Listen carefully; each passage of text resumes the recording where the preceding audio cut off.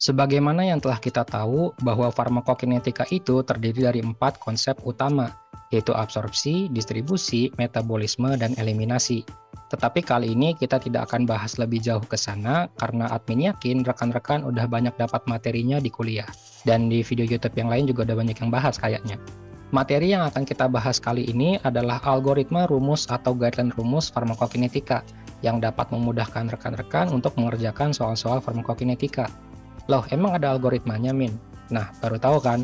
Dan sebenarnya di topik farmakokinetika ini, admin ingin sekali membahas soal-soal AUC atau perhitungan kadar dari area kurva. Tapi rasanya pembahasannya akan cukup sulit kalau rekan-rekan belum paham algoritma perhitungannya. Oke, jadi pada pembahasan algoritma perhitungan kali ini, pembahasan kita akan meliputi perhitungan bentuk garam sediaan, bioavailabilitas, konsentrasi plasma, laju pemberian, dan konsentrasi tunak rata-rata atau average steady state concentration.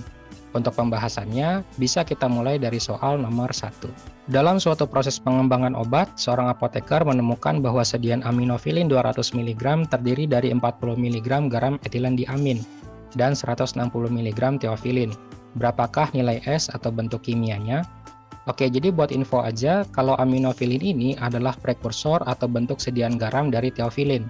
Dan untuk menghitung nilai S-nya atau bentuk kimianya, kita dapat membagi kadar teofilin dengan kadar prekursornya, yaitu aminofilin. Oleh karena itu, nilai S-nya adalah 160 mg per 200 mg, atau 0,8. Sehingga jawabannya adalah C, 0,8. Nah, untuk bentuk kimia dari sediaan ini, sebenarnya kita dapat mengetahui juga dari struktur molekul dan berat molekulnya. Jadi struktur aminofilin yang merupakan prekursor dari teofilin itu berbentuk seperti ini. Dari struktur ini kita mengetahui bahwa setiap 1 mol senyawa aminofilin terdapat 2 mol senyawa teofilin. Nah, untuk mencari persenan atau nilai S-nya, kita hanya perlu membagi berat 2 molekul teofilin dengan berat molekul aminofilin. Dan didapat 2 kali 180,16 dibagi 420,43, yang hasilnya adalah 0,8570 atau 85,7%. Nah, hasilnya kurang lebih sama kan dengan jawaban soal? Yang perlu diingat dari bentuk kimia obat ini adalah perbandingan antara kadar zat aktif dengan prekursor atau bentuk sediaan garamnya. Oleh karena itu, pemastian bentuk garam obat penting untuk dilakukan sebelum analisis perhitungan farmakokinetika dilakukan. Karena jumlah sediaan obat yang berbentuk garam tadi itu tidak sedikit jumlahnya, apalagi di Indonesia yang notabene-nya masih banyak melakukan impor terhadap obat. Tentu masih masuk akal kan kalau zat aktif dirubah ke bentuk garamnya dengan tujuan menjaga stabilitas saat pengiriman. Lalu bagaimana dengan obat yang tidak ada bentuk sediaan garamnya? Untuk sediaan-sediaan yang pemberiannya tidak dalam bentuk garamnya, seperti paracetamol misalnya, yang dalam bentuk tablet ataupun infusnya biasanya tetap dalam bentuk zat aktif. Ya berarti nilainya S-nya 1 gitu. Begitu rekan-rekan. Lalu setelah kita mengetahui jumlah zat aktif dari bentuk sediaan garamnya, barulah kita dapat melakukan perhitungan bioavailabilitas pada soal nomor 2. Di suatu penelitian dilakukan analisis kadar obat dalam darah terhadap sediaan tablet paracetamol 500 mg. Jika kadar obat yang diabsorpsi atau mencapai sirkulasi sistemik pada sediaan tablet adalah 375 mg, berapa bioavailabilitasnya? Oke, jadi untuk penyelesaiannya kita hanya perlu membagi kadar obat yang mencapai sirkulasi sistemik dengan kadar zat aktif yang ada dalam sediaan. Dan didapat 375 dibagi 500 yang hasilnya adalah 0,75. Sehingga jawabannya adalah B, 0,75. Nah, yang perlu diketahui dari subbahasan bioavailabilitas ini adalah biasanya untuk sediaan oral, bioavailabilitasnya itu kurang dari 1. Sementara untuk sediaan injeksi atau parenteral, bioavailabilitasnya itu nilainya 1. Hal ini disebabkan karena adanya first pass effect dari sediaan yang diabsorpsi secara peroral. Oleh karena itu, biasanya obat-obatan yang memiliki bioavailabilitas yang rendah lebih sering diberikan secara intravena dibanding diberikan secara peroral. First pass effect ini bisa terjadi di hepar ataupun di usus. Tapi kalau di usus, biasanya first pass effect-nya disebabkan oleh enzim CYP3A4. Pasti rekan-rekan nggak asing kan dengan namanya? Nah, biasanya belajarnya farmakokinetikanya kita itu sampai sini doang. Padahal ada loh obat-obatan yang aksi kerjanya tidak meliputi absorpsi sirkulasi sistemik, seperti antasida contohnya. Antasida golongan aluminium hidroksida dan magnesium hidroksida ini kan fungsinya menurunkan asam lambung. Artinya setelah obat diminum, tanpa melewati proses absorpsi, efek obatnya sudah bisa dirasakan kan? Justru proses yang terjadi pada antasida ini adalah setelah dia mencapai tempat aksi kerjanya, barulah antasida tersebut mengalami metabolisme dari aluminium hidroksida menjadi aluminium klorida. Setelah itu baru diabsorpsi dan dieliminasi lewat urin. Selain itu, ada juga sediaan injeksi yang bioavailabilitasnya tidak sama dengan satu, seperti kloramfenikol suksinat misalnya, yang memiliki bioavailabilitas 0,95. Hal ini karena bentuk suksinat dari sediaan injeksinya harus dieliminasi terlebih dahulu setelah melewati ginjal. Intinya, informasi tadi hanya bersifat sebagai pengingat kepada rekan-rekan agar terlebih dahulu melakukan analisa terhadap farmakodinamika obatnya terlebih dahulu, sebelum melakukan perhitungan farmakokinetika, agar penerapan perhitungan dan interpretasi hasilnya tidak membingungkan. Setelah itu, untuk memastikan pemahaman kita terhadap perhitungannya makin tepat, mari sekali lagi kita lakukan perhitungan bioavailabilitas menggunakan contoh obat dalam bentuk sediaan garam per oral di soal nomor 3. Di suatu rumah sakit dilakukan pemberian natrium fenitoin secara per oral pada seorang pasien. Diketahui nilai S pada fenitoin adalah 0,9 dan nilai F sebesar 0,7. Jika dosis satu sediaan adalah 300 mg, berapakah kadar obat yang terabsorpsi atau mencapai sirkulasi sistemik? Oke, jadi dari soal diketahui kalau bentuk kimia dari garam natrium fenitoin adalah 0,9 dan bioavailabilitasnya bernilai 0,7. Berarti nilai kadar obat terabsorpsi atau CAPS-nya adalah 300 dikali 0,9 dikali 0,7, yang hasilnya adalah 189 mg. Sehingga jawabannya adalah C, 189 mg. Nah, nilai CAPS ini adalah pusat penting dari algoritma perhitungan farmakokinetika yang akan kita bahas. Untuk lebih jelasnya, mari kita lihat grafik ini. Pertama, sebagaimana yang telah kita bahas di awal, banyak sediaan obat berbentuk garam sebelum dikonsumsi, dan kadar obat tersebut kita tulis sebagai C garam. Nah, untuk mendapatkan potensi jumlah kadar zat aktif sebenarnya dalam sediaan tersebut, C garamnya perlu dikalikan dengan faktor garam atau bentuk kimianya, yaitu nilai S.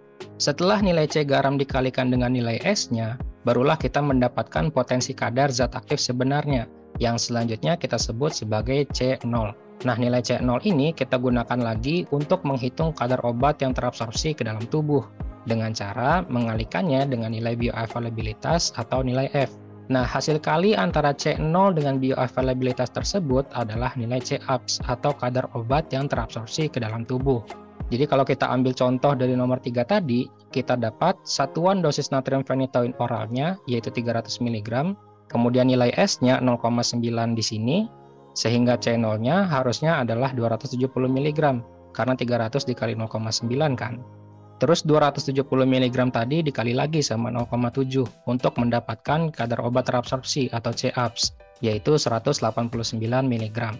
Nah, sampai sini catatan yang paling penting adalah kita harus mengerti arti dan posisi dari kadar-kadar tadi. Nah, C garam di sini adalah posisi ketika 1. Obat tersebut masih dalam bentuk sediaan, 2. Obat tersebut berbentuk garam. Maka jika sediaan yang akan kita analisis perhitungan farmakokinetikanya itu berbentuk garam, maka perhitungannya dimulai dari C garam ini. Tetapi jika sediaan obat yang akan kita analisis bukan merupakan bentuk garamnya, maka perhitungannya dimulai dari C0. Oleh karena itu, grafik ini dapat kita tambahkan pertanyaan seperti, apakah sediaan berbentuk garam? Jika iya, maka perhitungan dilakukan pada C garam. Jika tidak, maka perhitungan dimulai dari C0. Setelah itu, C0 perlu dikalikan dengan bioavailabilitas agar didapat nilai CAPS atau nilai kadar obat yang terabsorpsi. Nah, sampai sini hal kedua yang perlu rekan-rekan notice adalah dari C garam sampai CAPS, itu kita masih menggunakan istilah kadar, bukan konsentrasi. Meskipun admin tulis dengan C yang sebenarnya juga tadi mau tulis pakai K. Tapi nanti takutnya ketukar dengan laju order kinetika. Jadi for the sake of discussion, admin tulis kadar garam, sampai kadar absorpsi itu menggunakan huruf C. Nah, hal ketiga yang perlu rekan-rekan ingat baik-baik adalah CAPS atau kadar obat yang terabsorpsi merupakan total potensi kadar obat pada suatu sediaan. Jadi dari sediaan 300 mg ini, setelah dikalikan dengan barrier garamnya dan barrier bioavailabilitas dalam tubuh, diketahui bahwa potensi maksimal yang kita dapat adalah 189 mg. Begitu rekan-rekan. Jadi pada bagian ini perhitungannya belum masuk ke dalam tubuh, tapi masih di sediaannya atau di luar kompartemen tubuh. Dan sampailah kita pada bagian pertama, penjelasan algoritma perhitungan farmakokinetika. Nah, untuk bagian kedua ini, perhitungan farmakokinetika kita sudah masuk ke dalam kompartemen tubuh. Dan dari C-APS ini, perhitungan algoritmanya akan terbagi menjadi 2 cabang. Dan untuk penjelasan lebih lanjutnya, mari kita bahas soal nomor 4. Diketahui seorang pasien menerima terapi natrium phenytoin injeksi saat perawatannya di rumah sakit. Jika nilai S pada natrium phenytoin adalah 0,9 dan volume distribusinya adalah 511 liter, berapakah konsentrasi plasma yang dihasilkan jika pasien menerima 5,67 mg natrium phenytoin? Oke, jadi nilai dari konsentrasi plasma atau C plasma ini dapat dicari dengan cara D dikali S dikali F dibagi VD. Kemudian kita masukkan angkanya menjadi 5,67 mg dikali 0,9 kali 1 dibagi 511. Yang kemudian diperoleh 5,103 dibagi 511. Dan hasilnya adalah 0,009986301 mg per liter atau setara dengan 9,986 mikrogram per liter. Sehingga jawabannya adalah C, 9,986 mikrogram per liter. Nah, di pembahasan ini kita sudah mulai menggunakan konsentrasi ya, karena perhitungannya sudah di dalam kompartemen tubuh. Dan seperti yang rekan-rekan lihat di pembahasan rumus soal ini, rumusnya mirip seperti perhitungan C-APS. Hanya saja C-APS-nya dibagi volume distribusi atau VD kan. Untuk mengilustrasikan apa yang terjadi di rumus ini, kita akan melanjutkan lagi algoritma yang telah kita susun tadi. Dari soal nomor 4, kita dapatkan rumus untuk menghitung konsentrasi plasma atau C plasma, yaitu D dikali S dikali F dibagi VD. Jadi alurnya dimulai dari C garamnya, karena di soal disebutkan faktor garamnya. Jadi dosis awal sediaan dikalikan dengan faktor garamnya agar didapat kadar zat aktif atau C0-nya. Kemudian C0 tadi dikalikan dengan bioavailabilitas sediaan atau nilai F, karena di soal tadi digunakan sediaan injeksi dan tidak dispesifikan nilainya berapa. Oleh karena itu dapat kita asumsikan bahwa nilai bioavailabilitasnya adalah 1. Setelah itu kita dapat nilai C-APS atau jumlah kadar obat yang diabsorpsi oleh tubuh. Nah, yang baru di sini adalah nilai C-APS dibagi dengan nilai VD atau volume distribusi. Dan setelah dibagi dengan VD, sebutannya berubah menjadi konsentrasi plasma. Kenapa bisa berubah? Karena jika diilustrasikan, C-APS ini adalah porsi atau bagian atau fraksi dari sediaan obat yang benar-benar memiliki khasiat atau efikasi dari zat aktif. Jadi jika kita gambar tablet di sini misalkan, di bagian kuning ini adalah fraksi dari garam zat aktif. Kemudian yang hijau adalah fraksi yang hilang karena first pass effect, dan yang biru adalah fraksi zat aktif yang benar-benar masuk ke dalam sirkulasi tubuh. Artinya C-APS itu ibaratnya golongan yang lolos ujian lah, sama seperti rekan-rekan yang akan lulus ujian kompetensi apoteker juga, amin. Tapi Min, by the way, VD-nya di mana ya? Nah, VD-nya itu diibaratin larutan di gelas beker ini. Kan biasanya di praktikum itu kita nimbang bahan dulu ya, bisa dalam bentuk miligram ataupun gram. Terus habis ditimbang, bahan yang kita ambil tadi, kita larutin lagi di pelarut. Nah, biasanya kan kita ngelarutin di labu ukur tuh. Tapi biar gampang, kita ambil contoh larutinnya di beker gelas ini aja ya. Habis itu kan satuan yang kita peroleh adalah satuan berat per volume kan, seperti gram per liter misalkan. Nah, di konsentrasi plasma juga sama. Jadi fraksi kadar yang sampai di sirkulasi tubuh atau C-APS tersebar dalam cairan tubuh atau terlarut dalam cairan tubuh. Sehingga fraksi kadar tersebut menjadi encer dan didapatlah satuan konsentrasi miligram per liter misalnya. Ataupun satuan yang lain juga bisa, asalkan masih dalam satuan berat per volume. Begitu rekan-rekan. Pokoknya jangan lupa pencet like, share, dan subscribe-nya ya. Selanjutnya pun, nilai konsentrasi plasma ini sebenarnya masih bisa dibagi lagi, jadi fraksi obat bebas dan fraksi obat terikat protein plasma. Dan dari dua ini, hanya fraksi obat bebas yang dapat mencapai reseptor, karena fraksi obat yang terikat dengan protein plasma tidak dapat lagi berikatan dengan reseptor. Tapi yang bagian ini kita lanjut di video yang lain aja ya. Kemudian pencabangan dari C-APS ini berlanjut lagi pada cabang kedua atau cabang yang bawah, dan pembahasannya ada pada soal nomor 5. Diketahui perempuan berusia 40 tahun mengalami trichomoniasis. Terapi yang diterima pasien adalah metronidazole infus 600 mg untuk 1 hari. Berapa laju pemberian dalam 1 jam? Oke, jadi cara menghitungnya adalah dengan cara D dikali S dikali F atau C-APS dibagi dengan tau.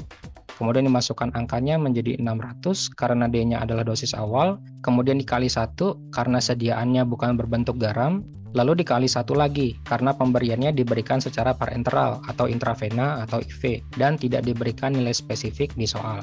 Selanjutnya nilai tau atau interval dosisnya kita menggunakan 24 jam karena di soal diketahui dosis untuk 1 hari, tetapi ditanya dosisnya berapa yang didapat dalam 1 jam. Dan didapat hasilnya adalah 25 mg per jam. Sehingga jawabannya adalah D, 25 mg per jam. Nah, dalam praktiknya, laju pemberian atau rate of administration ini digunakan untuk memantau laju pemberian obat. Mudahnya sih kalau laju pemberian obatnya kita tahu, berarti perhitungan tetes per menit pada pemberian IV-nya bisa kita hitung. Ataupun jika ingin dilakukan pergantian atau switch pemberian dari penggunaan per internal menjadi per oral, tentu bisa kita hitung juga berapa dosis sekali minumnya. Untuk lebih jelasnya, mari kita ambil pembahasan di soal nomor 6. Oke, jadi di sini pasiennya sama, masih menggunakan metronidazole dengan laju infus 25 mg per jam, tapi setelah hari kelima dinyatakan kalau pasien sudah membaik dan minta pulang. Karena selama perawatan di rumah sakit, pasien menerima terapi secara IV, maka diperlukan penyesuaian atau adjustment dosis terhadap sediaan per oral yang akan diterima pasien tadi. Diketahui dari soal kalau penggunaan per oralnya adalah 3 kali sehari 1 tablet dengan bioavailabilitas 0,5 atau 50% dari bioavailabilitas sediaan injeksi, dan ditanyakan berapa dosis sekali minumnya. Oke, jadi kita ambil dulu patokannya untuk 1 hari terdapat 24 jam dan tahu adalah interval dosis. Kemudian yang pertama kita cari adalah nilai C-APS untuk 1 hari dengan cara mengalihkan laju pemberian dengan interval dosisnya, dan kita dapat 25 mg per jam dikali 24 jam sehari, sehingga nilai C-APS-nya adalah 600 mg. Nah, 600 mg ini adalah C-APS untuk 1 hari. Artinya dosis yang harus masuk ke sirkulasi sistemik adalah 600 mg untuk 1 hari. Tetapi karena dalam 1 hari itu akan diminum sediaan tablet 3 kali sehari, maka 600 tadi dibagi 3 lagi, dan didapat 200 mg untuk dosis yang harus diabsorpsi ke sistemik agar obat dapat memberikan efek terapi. Nah, karena dari soal hanya diberikan data dari bioavailabilitas atau F, maka dosis awal yang dihitung adalah C0. Oleh karena itu, C0 sama dengan C-APS dibagi F, atau 200 mg dibagi 0,5, yang hasilnya adalah 400 mg. Artinya dosis sediaan yang diminum beratnya harus 400 mg, agar kadar yang masuk ke sirkulasi sistemik adalah 200 mg, yang setara dengan laju pemberian 25 mg per jam. Begitu rekan-rekan. Sehingga jawabannya adalah D, 400 mg. Nah, kalau di algoritmanya, di bagian bawah setelah C-APS ini adalah laju pemberian yang dapat kita peroleh dengan cara membagi C-APS dengan interval dosis atau tau. Lalu kalaupun mau dicari dosis per oral dari sediaan intravenanya, maka laju pemberian ini tinggal dikali dengan nilai taunya. Jadi kalau mau turun dibagi, kalau mau naik dikali. Setelah itu nilai C-APS yang didapat tinggal dibagi dengan nilai bioavailabilitas atau F untuk mendapat dosis awal. Dan bisa juga dibagi lagi dengan nilai S kalau sediaannya berbentuk garam.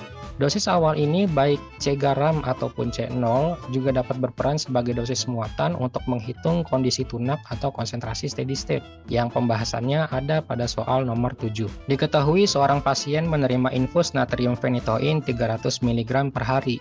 Jika faktor garamnya adalah 0,9 dan nilai clearance-nya adalah 30 liter per hari, berapa nilai rata-rata konsentrasi pada kondisi tunak atau steady state? Oke, jadi di sini masih sama ya. Pertama kita cari nilai C-APS-nya dengan D dikali S dikali F.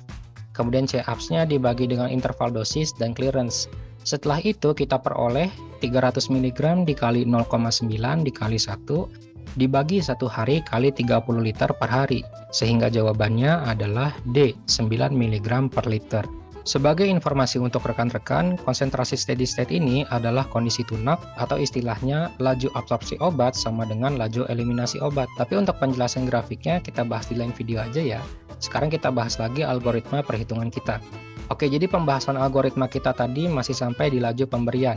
Di bawah laju pemberian ini ada konsentrasi steady state atau konsentrasi tunak atau yang bisa disingkat juga menjadi CSS. Nah, yang di algoritma kita ini hanya ada CSS average atau rata-ratanya saja. Untuk CSS max dan CSS minus kita bahas di lain video aja ya, bersamaan dengan pembahasan kurva steady state. Kemudian untuk memperoleh nilai CSS ini kita harus membagi laju pemberian dengan clearance. Nah, clearance ini juga dapat dicari nilainya dengan cara mengalihkan konstanta laju reaksi atau K dengan VD. Jadi ingat ya, laju konstanta reaksi ini tandanya adalah K, dan laju pemberian tandanya adalah RA. Selanjutnya, karena clearance ini dapat dicari dengan cara mengalihkan K dengan VD, maka seringkali perhitungan laju pemberian dilakukan dengan cara mengalihkan nilai K, VD, dan CSS, seperti pada pembahasan nomor 8. Seorang pasien diberikan infus theophylline setelah sebelumnya mengkonsumsi aminofilin di rumah. Jika diketahui nilai eliminasi atau KE-nya adalah 0,07 per jam, VD 40 liter, dan CSS yang dikehendaki adalah 20 mg per liter, berapa laju pemberian infus atau RA dalam satuan miligram per jam? Nah, kalau berdasarkan algoritma kita tadi, untuk mencari nilai laju pemberian atau RA, kita hanya perlu mengalihkan nilai CSS dengan clearance saja kan? Tapi karena nilai clearance bisa dicari dengan mengalihkan K dengan VD, maka perhitungannya bisa kita perluas lagi menjadi CSS kali K kali VD, yang kemudian kita dapat 20 mg per liter kali 0,07 per jam kali 40 liter. Sampai sini rekan-rekan jangan lupa perhatikan satuannya ya. Selanjutnya didapat hasilnya adalah 56 mg per jam. Sehingga jawabannya adalah E, 56 mg per jam. Nah, bagaimana rekan-rekan? Lebih paham kan pastinya? Pokoknya jangan lupa pencet like, share, dan subscribe-nya ya.